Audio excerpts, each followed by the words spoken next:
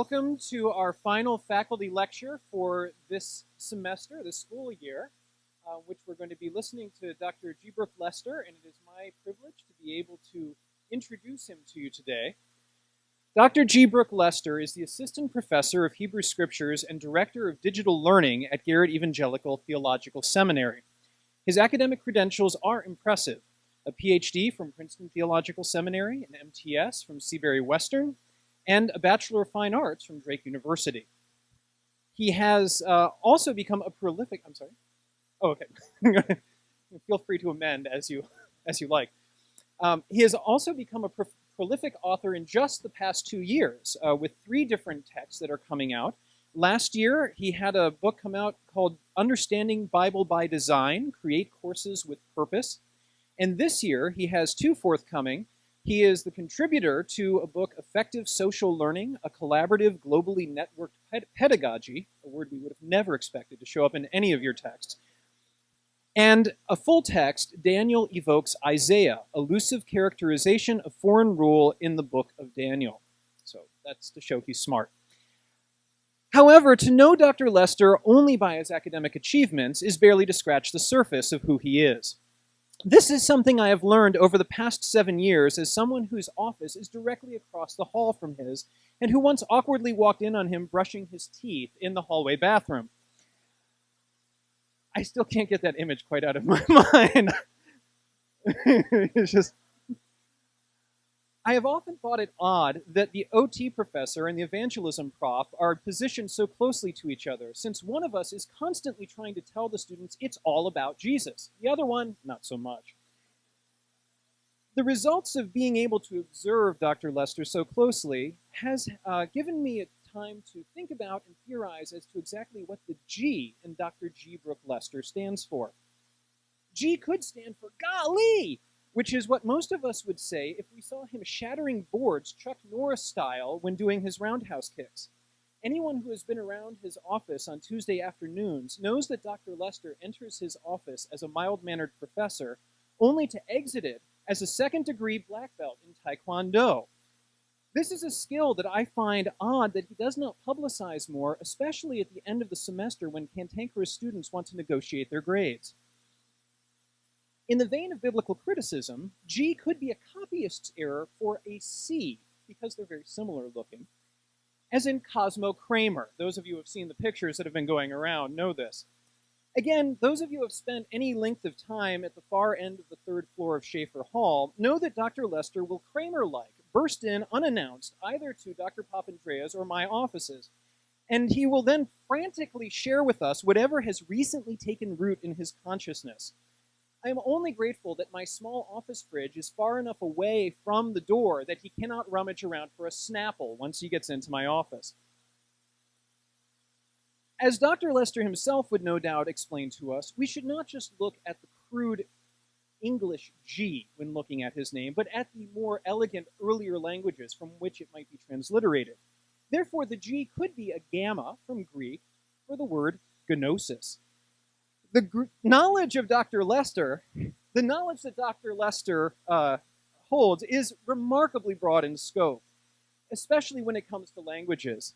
He has books filled with Akkadian, cuneiform, and Ugaritic, along with the more mundane Hebrew and Greek. Occasionally, it sounds not unlike he is casting a Harry Potter spell in his office when he's practicing these languages aloud. Finally, a significant case could be made for the G to stand for geek. Dr. Lester is suitably humble on this point when I've asked him about it. He explains that he makes no claim to geekhood because he simply does not have sufficient technical literacy to be one. However, any of us who has ever had a question about Moodle knows that there is no one else on campus than Dr. Lester who could fix whatever our problem is. Further, in support of the geek theory for the G, comes the fact that his grasp of popular culture is vast. Chances are that if you need a quote from a satirical 1990s movie, need to be caught up on recent developments on Netflix, especially if it's a comic book made into a television series, or if you need a dungeon master for your weekly D&D get-together, he's your man. But for all this, The word that I would most advocate for the G, is genuine. More than anything else, what qualifies Dr. Lester to teach among us in a school that is dedicated to the creation of Christian leaders is his profound belief in the love of God and his genuine expression of that love. Although Dr. Lester and I often have found reason to stand on opposite sides of the theological and political spectrum, the one thing that I've never doubted is his belief that God has made every person with dignity and his commitment to treat every person in a way that is worthy of that dignity. I hear it when he agonizes over how he can better explain content material or course policies to a recalcitrant student. I heard it when he went through a careful and powerful way of making sense of the racial issues facing the United States in the sermon that he offered just last month here at Chapel. I hear it in how he calls home to check on his son AJ when his son gets home from school almost every day, and how he works at how Dr. Lester works at continuing to develop his own interests so that he can remain interesting and a part of AJ's life as AJ grows. One story I think sums up Dr. Lester demonstrating his genuine belief in the love of God for all people. When President Rector was inaugurated, Dr. Lester was given the honor of reading the Hebrew scripture passage at the service. After much consideration, he turned it down. The reason? He had committed to teach people with disabilities Taekwondo. The former offered the chance for recognition before colleagues, the seminary, and other academics on a national stage.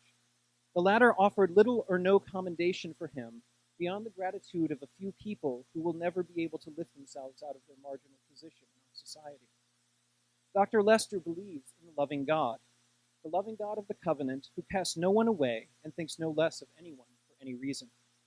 Dr. Lester chose well, demonstrating the genuineness of his beliefs. It is my distinct pleasure to present to you my friend and our colleague, Dr. G. Brooke Lester.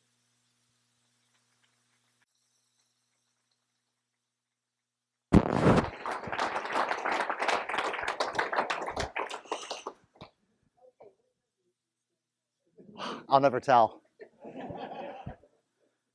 Well, this better be good.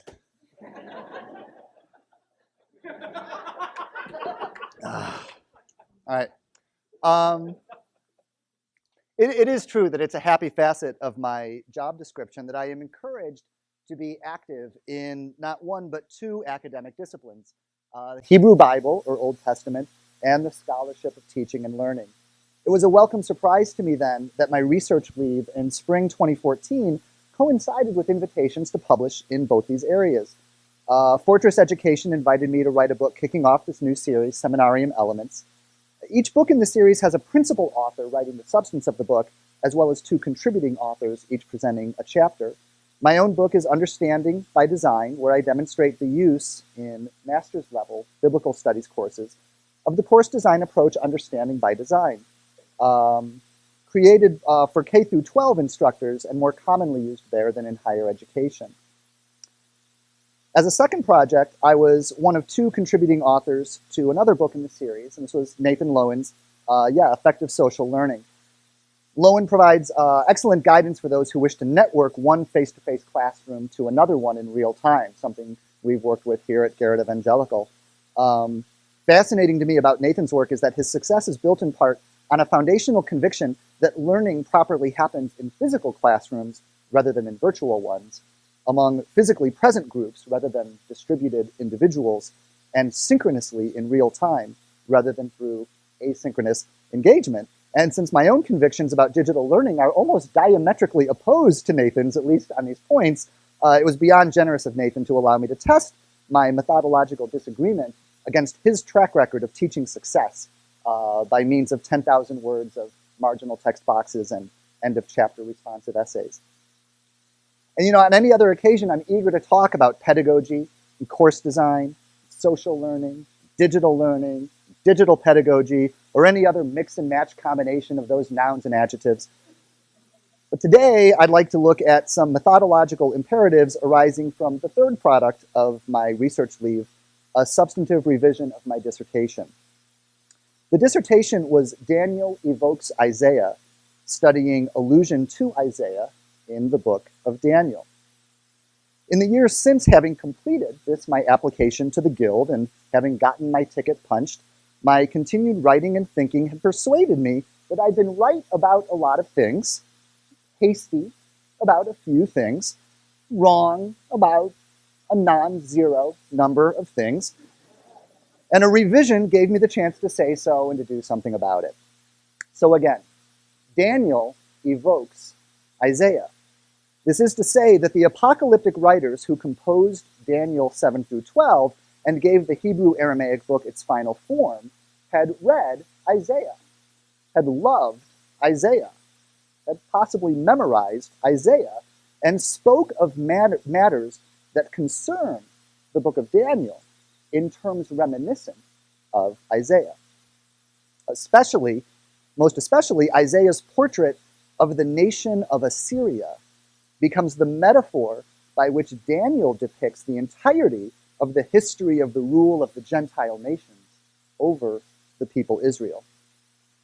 As a brief but I hope helpful reminder, the book of Isaiah takes shape from the 8th century period in which Isaiah of Jerusalem prophesied concerning the coming of the Assyrians through the 6th century Babylonian exile of the Jerusalem elite, and even into the post-exilic period of restoration in the district of Judea during the first part of Persian rule. Just think of your 1st, 2nd, 3rd Isaiah. The book of Daniel, for its part, takes shape in its final form centuries later, during the Hellenistic period, specifically during the rule of the Greek, the Seleucid monarch, Antiochus IV Epiphanes, and especially during the period in which he suppressed Judaism in Jerusalem during the last 3 years of his rule, 167 to 164 BCE. And it's in this historical context that Daniel evokes Isaiah. Today, I want to use examples to show what interbiblical allusion is. And I want to show that the field of biblical studies has, to a great extent, neglected important methodological progress made by secular literary critics, non-biblical literary critics, on the nature and function of literary allusion.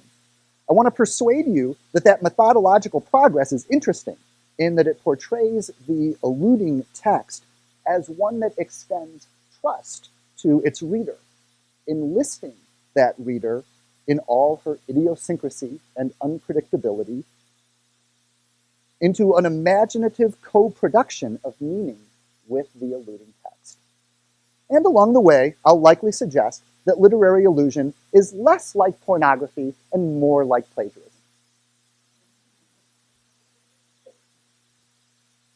An artist, say an oil painter of a certain type, paints her painting in such a way that she can tell you precisely how she mixed her pigments, prepared her canvas, managed light, even down to the temperature in the room.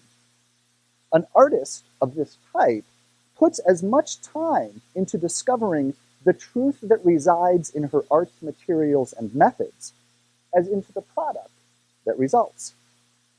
Another artist may produce art that affects viewers just as profoundly, but have no real interest in keeping track of how a given piece came into being, still less communicating those steps to others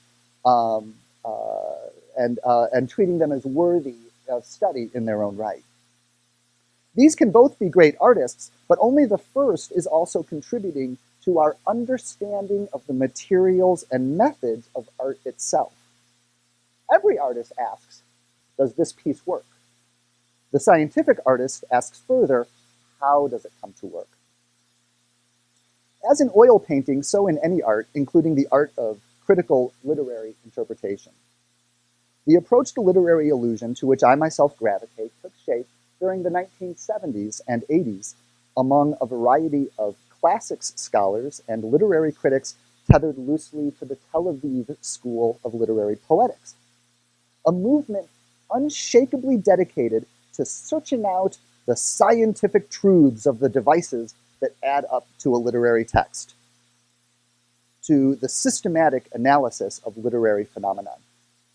This goal, the Tel Aviv School opposed to what it saw as an all too prevalent conception of literary criticism as an essentially intuitive art, without objectively valid rules or methods. The utilitarian interpreter, concerned only with producing the readings that are his goal, helps himself at the buffet of literary terms and methods, filling his pockets with whatever he can press into, quote, vague, general, and interchangeable service, end quote, towards his goal, an interpretation of some text, and then another text, and then another text.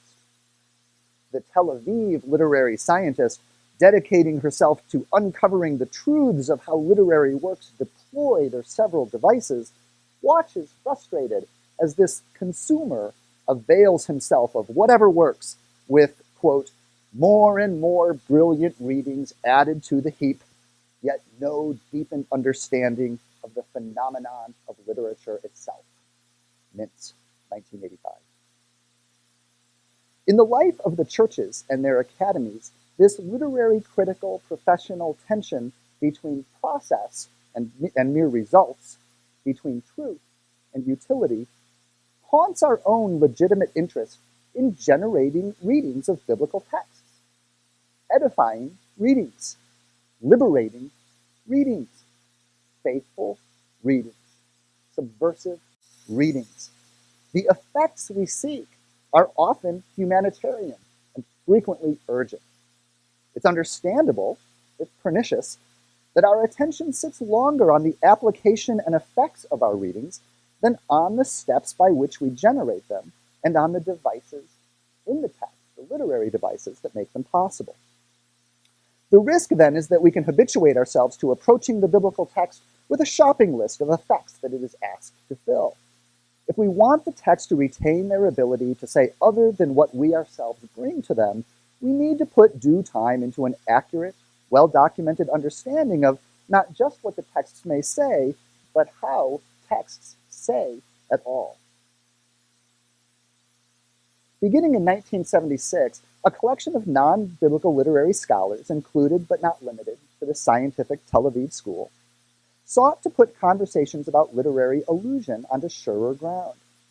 There was at that time a ready consensus defining literary allusion, and it's this: an indirect or covert reference in one text to a prior text, accomplished for the benefit of a reader who knows that prior text and will recognize the reference to it in the text at hand. This definition already helps us to set aside, by process of elimination, lots of other ways that texts use other texts. We're not talking about revision. That's where the new text seeks to replace the older one. For example, some argue that the law code in Deuteronomy seeks to replace the law code in the book of Exodus. We're not talking about influence. That's where older texts have an effect on an author and on his production of new texts in ways of which he may be aware or unaware. The author writing under the influence contends with the influence of older texts without necessarily seeking to evoke them. And we're not talking about intertextuality after the fashion of a Kristeva or a Roland Barthes. That's where we acknowledge that all speech already participates in the previously existing discursive space of a culture. In allusion, the text at hand evokes an earlier text on purpose for effects that depend upon the reader recognizing what's going on. It's a good definition, and still widely presumed by many today. The only problem is the judgment passed in the mid-70s by the Tel Aviv literary scholars and their kindred spirits in the classics department that it doesn't quite work, that it doesn't quite reflect the truth of literary allusion. In fact, in practice, readers of texts are normally less engaged by the question of whether the later text refers to the earlier one directly or indirectly, and are more interested in whether the later text's use of the earlier text proves to be figurative. Among these figurative uses of an earlier text by a later one, plenty of instances can be found that refer directly as well as indirectly and anywhere in between. So Israeli scholar Ziva Ben-Porad in 1976 described in this way the distinction between non-figurative and figurative allusion. So in a first stage, the reader recognizes that some words, phrases, or patterns in the text at hand derive from some other text external to the one at hand. For example, reading Daniel chapter 9, verses 26 and 27, concerning the desecration of the Jerusalem temple by some prince who is to come, the reader finds that the prince's destruction of Jerusalem will come, quote, like a flood, in a decreed destruction, until that destruction is eventually turned back and, quote, poured out in turn upon the occupying prince himself. Right? The prince will bring the destruction in this way, and then that destruction will rebound upon the prince. The reader recognizes that she has seen this cluster of phrases before. In a second stage, the reader identifies the evoked text. Sharing with her community of veneration for the book of Isaiah, the reader finds that Daniel's language evokes Isaiah 10, verses 22 and 23, where the long since destroyed nation of Assyria is described using a similar cluster of phrases. Now, for Ben-Porat, it's not yet allusion at this stage, even though it's an indirect reference evoking an earlier text that is shared with the reader. Instead, everything hinges on whether a third stage takes place or not. In this third stage, the reader modifies her initial interpretation of the phrases at hand, in this case in Daniel 9, in light of how the evoked cluster of phrases means in its own immediate literary context, in my example, in Isaiah 10. These words and phrases already meaning once in Daniel 9 are now blended by the reader with the connotations of the evoked words and phrases in Isaiah 10, such that the reader constructs a figure between the two. Wherein the words and phrases at hand in Daniel 9 mean a second time. So the reader of Daniel 9 then, reading a prophecy that quite transparently refers to the Seleucid monarch, Antiochus IV Epiphanes, may now construct a figure blending that prince who is to come in Daniel 9 with the long gone but once unsurpassingly terrifying nation of Assyria, concerning whom Isaiah reassures his own audience in Isaiah 10 that that nation will never wholly annihilate the faithful people among Jerusalem. This third stage, wherein figuration happens for the reader, is for Ben-Porat the necessary and sufficient condition for a critic to talk accurately about allusion happening in the text at hand. And in an optional fourth stage, the reader may plumb the larger context of the evoked text, experiencing a wider array of unpredictable patternings between the texts. For example, Isaiah 10 as a whole describes Assyria as comically and ironically boastful, crediting itself with the destruction of nations, rather than seeing itself properly as the passive instrument wielded by the God of Israel. This would resonate for the reader of Daniel 9, knowing that Antiochus IV publicly reckons himself boastfully to be God incarnate, hence his moniker, Epiphanes, that is, God manifest. Cementing this fusion of Assyria and Antiochus into a single reader-generated figure, Daniel 9 thus suggests to the reader that she follow through to the logical conclusion that, like Assyria, Antiochus goes too far in targeting Jerusalem, and is, all worldly appearances to the contrary, already a dead man walking, painting a big old bullseye on his own chest and drawing the wrath of the God of Israel onto himself. The prince to come in Daniel 9 no longer means only itself, but also a figure generated by the reader between Daniel 9 and the connotations of Isaiah 10. So two things I want to call attention to here. One, you may be able to see that Ben-Porat is essentially proposing that literary allusion functions very much like metaphor. To borrow an example, take the line, the wild strawberries were cherries in the field. The wild strawberries for cherries in the field. As hearers, we follow Ben-Porat's stages until eventually the word cherries means twice for us in that line. First, we recognize the word as pointing to something outside the already established discourse about strawberries. Second, we recognize what that word points to. It denotes a particular fruit with which we, like the speaker of the line, are acquainted. Third, we modify our interpretation of the line at hand in light of the connotations of the word cherries. We construct a figure between the referent of cherries in the text at hand, which is the strawberries, and some set of connotations that we relate to cherries themselves. For example, we may now construct a figure in which we see the strawberries in our mind as unusually dark, round, smooth, tight, reflective of light. In an optional and unpredictable fourth stage, we may draw more fully and generally upon the associative context of cherries, imbuing the strawberries in the field with characteristics of newness, or virginity, or the ephemerality of the cherry blossom, or who knows what else. So for Ben-Porat, the literary device of allusion is a rhetorical figure structurally akin to metaphor. If in a metaphor we speak of one thing in terms reminiscent of another, in allusion, the text speaks on its subject matter in terms reminiscent of another text.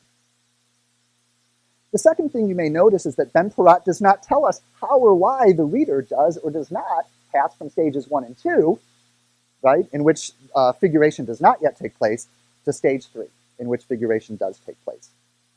Let's look at it through the lens of a couple of biblical examples. I've shown already that the last verses of Daniel 9 offer an example of interbiblical allusion satisfying Ben-Porat's criteria of figuration. A contrasting example is no further away than a few verses earlier, also in Daniel 9. There, the exilic character Daniel, after the death of the last Babylonian king, while yet still inexplicably in exile and not yet restored to Jerusalem, prays to God for understanding, a better understanding of Jeremiah's prophecy concerning the duration of Babylonian exile. Why am I still here? Daniel asks. Jeremiah's prophecy had said that exile would last for 70 years. So the reader then accomplishes the first two of Ben-Porat's stages, recognizing the words of Jeremiah in Daniel 9 and recognizing them as Jeremiah's. However, the book of Daniel at this point makes a special effort to prevent us as readers from continuing on with the third stage, in which we might unpredictably gather up the connotations of Jeremiah's prophecy of 70 years and blend those with those of the text at hand that evoke that prophecy. The book of Daniel stop punches that move on our part by simply telling us what we are supposed to understand about Jeremiah's 70 years.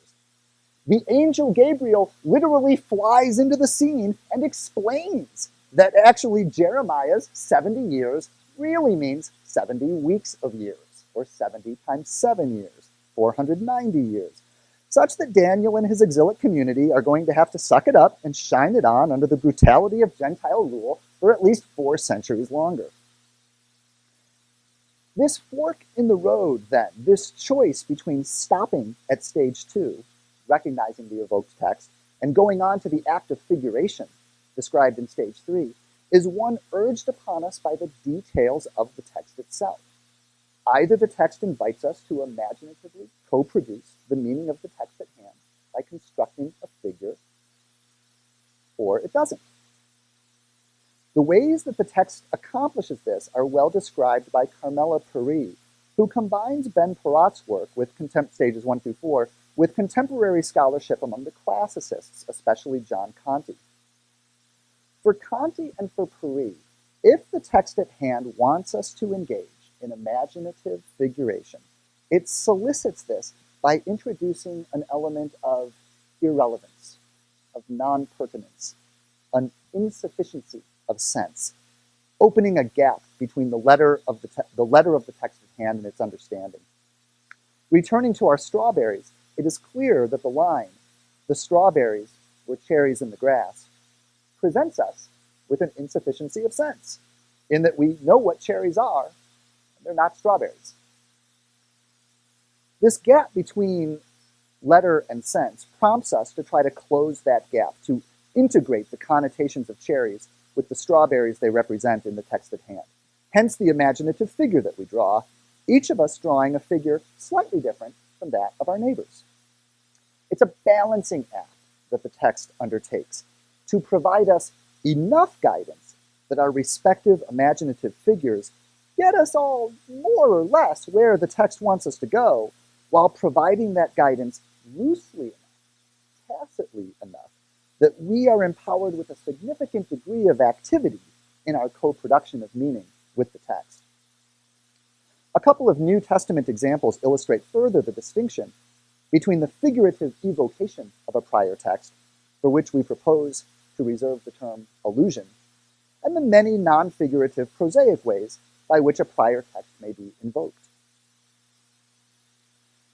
In Matthew 2, verses 14 and 15, describing the return of Jesus' family from Egypt to Galilee, the narrator refers to Hosea 11 by a favorite formula. This was to fulfill what had been spoken by the Lord through the prophet. And then the Hosea bit, out of Egypt I have called my son.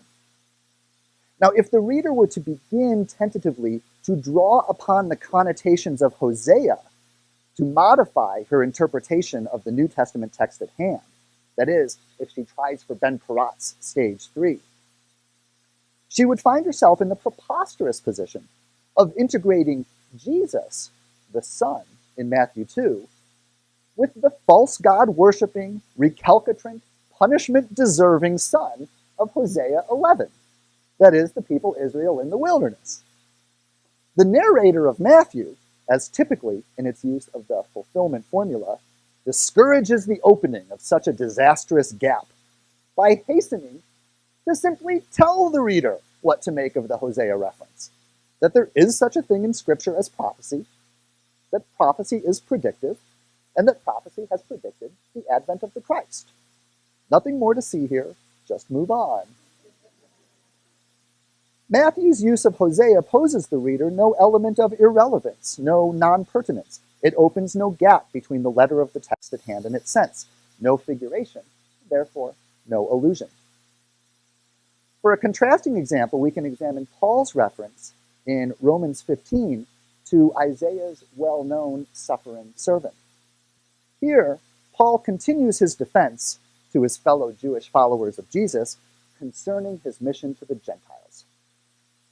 Writing that he prefers not to build on someone else's foundation, where Christ has already been named, that is, among the Jews, Paul desires instead that through his ministry, as it is written, those who have not been told about it shall see, and those not having heard shall understand.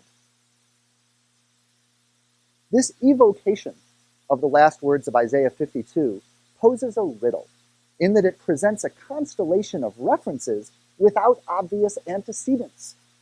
Who are they? What is it or him about which they have not been told? In Isaiah 52, the narrator is already established to be God. The thing that they shall see, without having heard of it before, is God's unexpected exaltation of the defeated and exiled people Israel. And the they who shall see it, and here is the hook, are the Gentile nations. When God raises up the remnant of the people Israel from the figurative death of Babylonian exile, the Gentile nations who had killed them by destroying Jerusalem would become astonished by their resurrection, recognizing the God of this unimpressive vassal state to have been, all along, their God as well, the God of all the cosmos. Isaiah's God, then, is Paul's God, and Isaiah's Gentile nations are Paul's Gentiles. And the reader is then confronted with a provocative gap to be filled. Somehow, she is to modify her interpretation of Paul's Jesus in light of the connotations of Isaiah's exilic Israel, God's servant, who through exilic death and vindicative resurrection becomes a light to the Gentile nations. Important to my purposes here is that Paul does not reason this out for the reader, but simply evokes the target text, posing a riddle and leaving the reader to her imaginative devices. Once she begins to blend Paul's mission to the Gentiles with the office and activity of Isaiah's servant, Paul trusts that the validity of his mission will become for her through the ineluctable logic of rhetorical figuration obvious. These examples and the insights that prompt them force us to rethink a foundational element of the venerable definition of allusion that precedes Ben Parat and Peri, an indirect or covert reference. In fact, an allusion may refer to the prior text indirectly or cite it directly, and it may paraphrase that earlier text or quote it precisely, as does Paul. What actually matters is not how tacit the reference is in terms of citation or quotation, but rather how tacitly the alluding text guides the reader in terms of activating the connotations of the evoked text and constructing a figure. To the extent that the text at hand overtly determines the meaning of the evoked text for the reader, its use is prosaic, non-figurative, and makes relatively little demands on the reader. So Matthew 2 with Hosea. To the extent that the text at hand underdetermines the meanings of the evoked text for the reader, providing only tacit guidance, as does Paul with Isaiah, its use is figurative, prompting the reader to construct a figure between the words and phrases at hand and some set of connotations emanating from the recognized evoked text. The centrality of this distinction between figurative and the non-figurative reference to a prior text, developed by Conti, Ben Parat, and Peri in the late 70s, is confirmed by contemporary scholars during their time, as well as a number who follow them later in the 80s, 90s, and after the turn of the century. Even where critics disagree strongly with aspects of this movement of work in allusion criticism, the dividing line between the non-figurative and the figurative remains consequent. This ongoing discussion on the non-biblical side of allusion criticism. To those of us then who find this approach to literary allusion compelling, it remains disquieting that 40 years along, it remains almost entirely absent and unacknowledged in biblical studies, especially in that rich vein of interbiblical interpretation, the Old Testament in the New Testament. The study of interbiblical interpretation, that is, how biblical texts evoke or otherwise refer to other biblical texts, embraces two communities that only partly overlap: Old Testament studies and New Testament studies.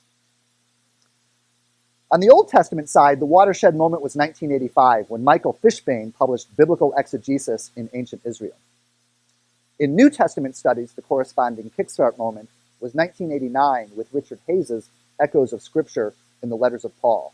And neither of these works engages the body of literary critical work that I've just described, despite coming 9 to 13 years after that current was set in motion, and despite the example of much secular scholarship contemporary to these two biblical studies landmarks.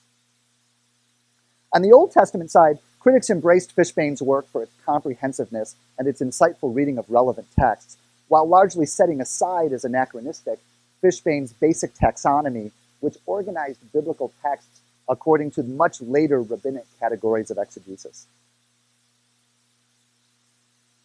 On the New Testament side, the methodological terms set in Hayes's Echoes of Scripture have indeed tended to dominate the critical study of how New Testament authors make use of Old Testament texts. This is a little surprising, since Hayes does not ask for the title of methodological godfather to the Old Testament in the New Testament. Hayes writes explicitly that the approach he develops is less a matter of method than of sensibility. It is not to be applied, he writes, but instead should simply help today's readers tune their ears to hear Isaiah as Paul does. Hayes's goal is to generate not a theory, that can be reproduced by others, but, quote, good readings, end quote, of Old Testament texts, finding out how the New Testament writers read their scriptures and seeking to read them in the same way. In these respects, Hayes's project is a confessional one, a work of in-house Protestant Christian biblical theology. And to this extent, the confusion arising from attempts to derive from his work a general theory of allusion or a method for analyzing allusion becomes understandable. Much of the conversation in New Testament study of allusion involves critical engagement with Hayes's 7 criteria for judging whether any particular text alludes. Only one of his criteria relates to a definition of allusion. It's the criterion that the supposedly evoked source must have been available to the author who is believed to allude to it. Some of his other criteria have nothing to do with the details of the text at all. For example, have other readers in history seen the purported allusion, and does it satisfy? Of the 4 criteria that remain, I don't think anybody has pointed out that these could be used to ferret out not only allusions, but any targeted rhetorical device, such as irony, satire, polemic, or of course metaphor. These are, is the device substantive? Does the text use the same device elsewhere? Do the effects of the device cohere with what the text is trying to accomplish by other means? Is it historically plausible that an author would attempt this effect? These are all really good ways of finding out whether some rhetorical device is happening in the text at hand, but there's nothing about them that is specific to allusion as such among the figures. Biblical scholars, in response to the complexities involved, have by and large concluded that allusion is like pornography. You can't define it, you just know it when you see it. I would like to argue that allusion is much more like plagiarism. As Christopher Ricks has written concerning plagiarism, however vexing it might be to judge whether any given text plagiarizes or doesn't, that doesn't mean that the definition of plagiarism must be particularly mysterious or intractable. Not only is a definition of allusion not constituted by Hayes's 7 criteria for finding them, but no part of these criteria suggests that element of allusion that literary critics take for granted, that the device is aimed at a reader who is competent to see it. In this respect, Hayes follows his methodological muse, John Hollander, author of The Figure of Echo. There, Hollander makes clear that he's not actually interested in allusion at all, at least not allusion as a device used intentionally by a text for the benefit of a reader competent to recognize it.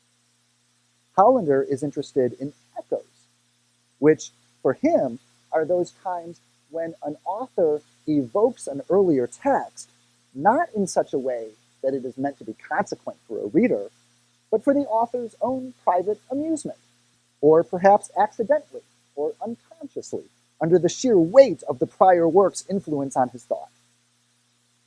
Hayes loosely follows Hollander in this regard, variously locating Paul's references to Hebrew scripture among 5 loci of reading: Paul's mind, the mind of Paul's hearers, Hayes's own reading, the readings of a community, and even Paul's unconscious, or bones. Hollander and Hayes alike resist being held accountable to a precise use of terms. For example, Hayes sometimes uses the word echo in Hollander's terms as an intertextual reference not consciously intended by the author. Elsewhere, he uses the word as something like what our secular theorists would call allusion, a, quote, intertextual fusion that generates new meaning.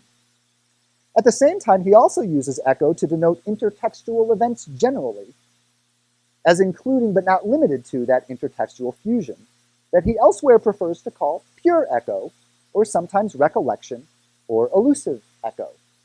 As Hayes himself notes, quote, I make no systematic distinction between terms, end quote.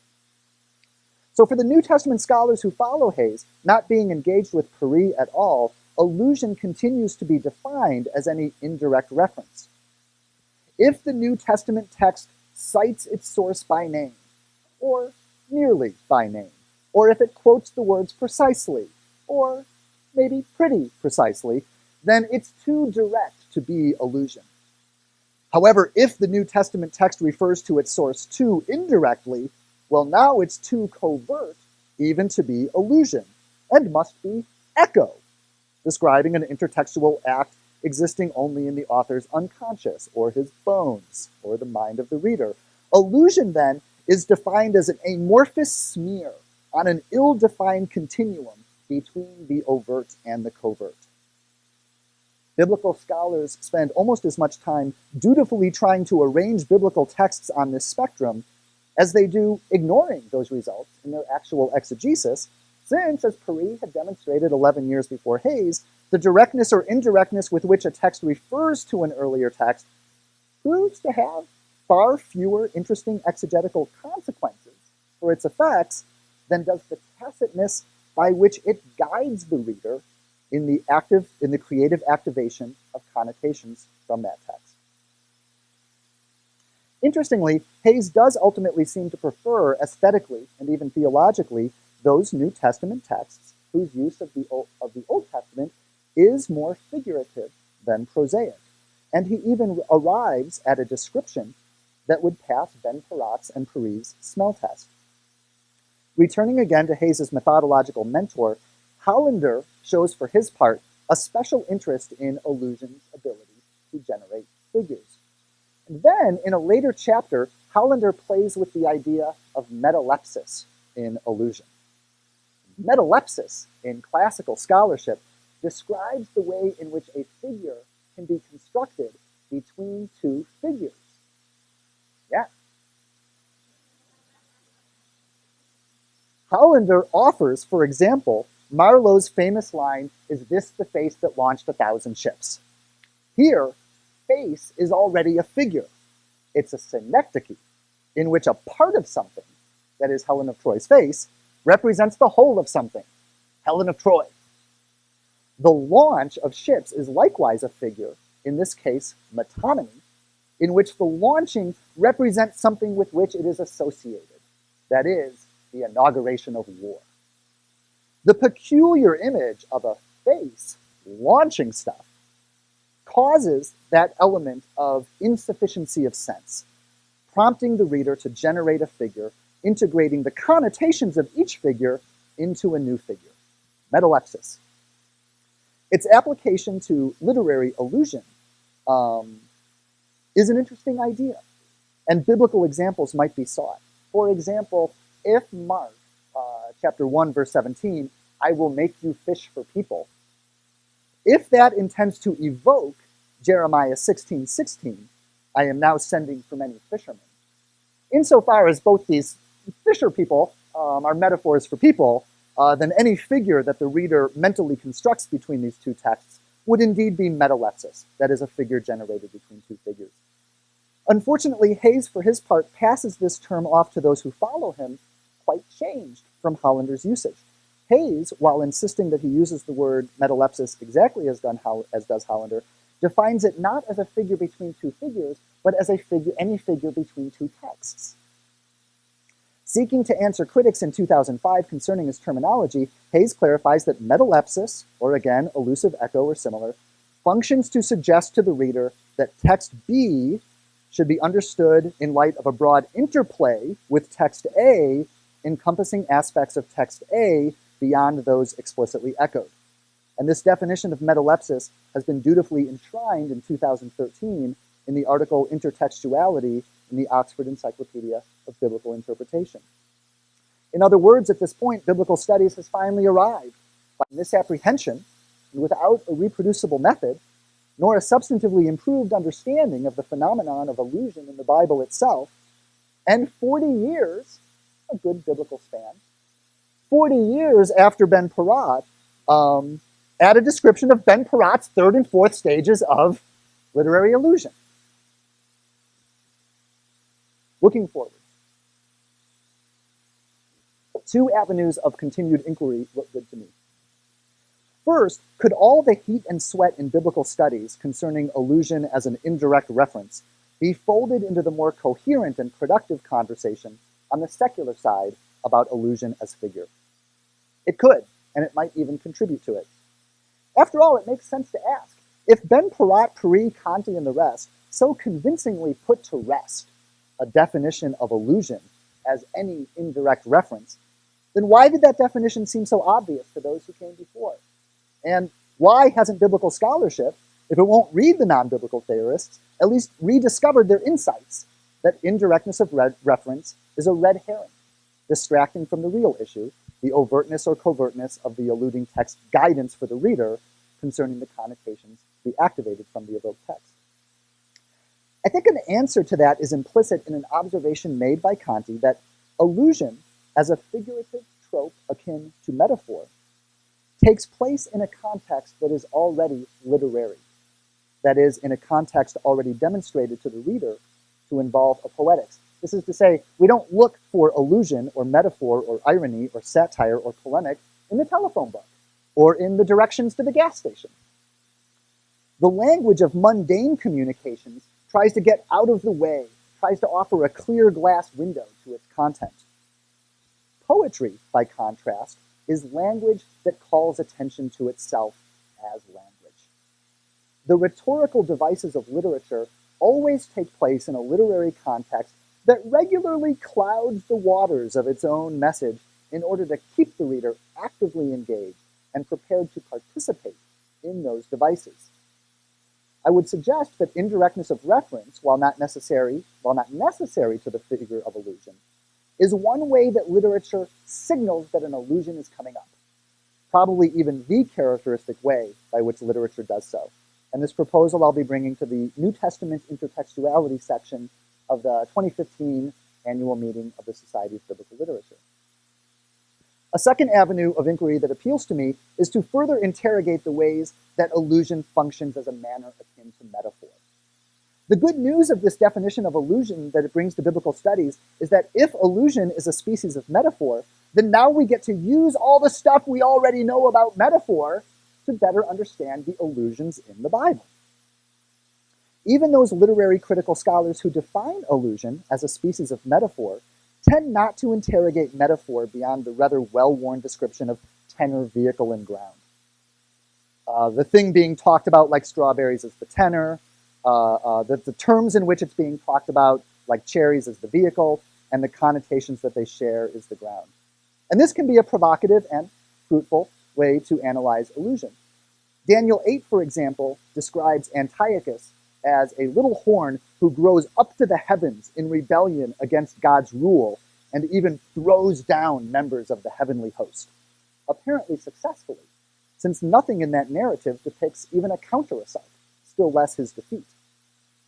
But in its details, Daniel 8 likely evokes Isaiah 14's day-starred son of dawn metaphor for the king of Babylon, who likewise assaults heaven only to be utterly routed and thrown down to Sheol. Because this defeat, so prominent in Isaiah 14, goes unrepresented in Daniel 8, and is therefore missing from the ground of connotations shared between tenor and vehicle, the reader, I would argue, is prompted to notice that element and draw it into the figure that she constructs between the two texts. That is, she is tacitly guided by Daniel 8 to consign Antiochus to Sheol for herself. Still, there's much more to metaphor than tenor, vehicle, and ground. Some metaphor scholars pursue semantic analysis of the means by which a text encourages certain connotations of the evoked vehicle while suppressing others. Just think of Song of Songs. Your hair is a flock of goats. How does the text help us to think about tumbling curls of black and not to think about, say, fleas or the smell? And how do elusive texts manage the same? For another example, it's extremely common for a biblical text to allude not to a single prior text, but simultaneously to two prior texts. Might our understanding of and appreciation for mixed metaphor, as when Hamlet considers taking arms against a sea of misfortune? Would mixed metaphor provide some insight into the biblical elusive habit of evoking two texts at once?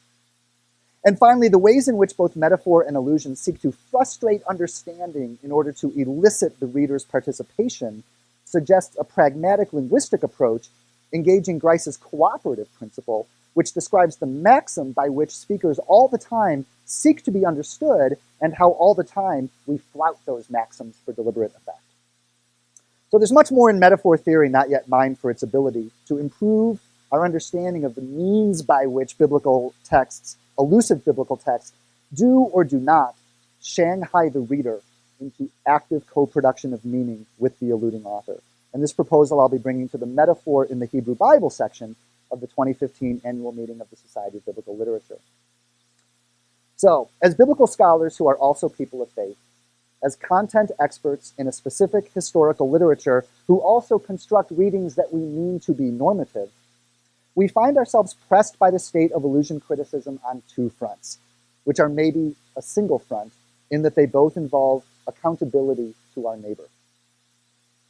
Do our readings stand off from critical engagement by appeal to individual personal sensitivity, or do they invite our hearers to participate in the methodological journey of process as fully as in the outcome? And second, like the alluding biblical authors themselves, do we present our readings of the text by prose or by poetry, by instruction or by play, by anxiously locking down meanings or by figuring in trust? Thank you.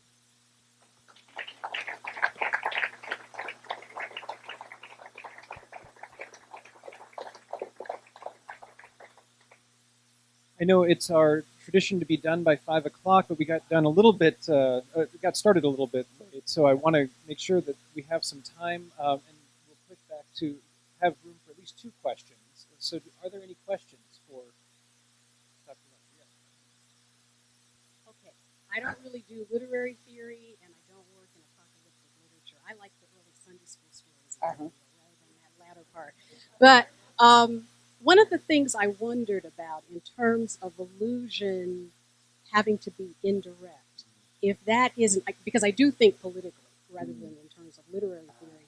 And one thing I do know about apocalyptic literature is that it's veiled political analysis. Yeah. And so I'm just wondering if part of the dynamic that you're observing, that it has to be indirect and somewhat covert, isn't due to the political circumstances under which a text like the latter part of Daniel would have been written. It's a really good question. So often in apocalyptic, they seem to speak in indirect terms about things for political reasons, right? In a kind of cover yourself kind of way. What if it gets found? Yeah. And I think one of the things I like about understanding that allusion does not need to be an indirect reference, that plenty of examples refer to their text quite overtly and not simply covertly. If anything, I don't know if that'll help us make piles between covert references that are politically covert and for political purposes, and covert references that are for aesthetic or engaging the reader kinds of purposes, or where sometimes maybe maybe that's a win-win for apocalyptic. If it's covert for political reasons, maybe it lends itself to elusive language, because if you're already speaking covertly, and if that's typically an introduction to literary allusion, why not run with it? It's something to think about. Thanks. Dr. Yo.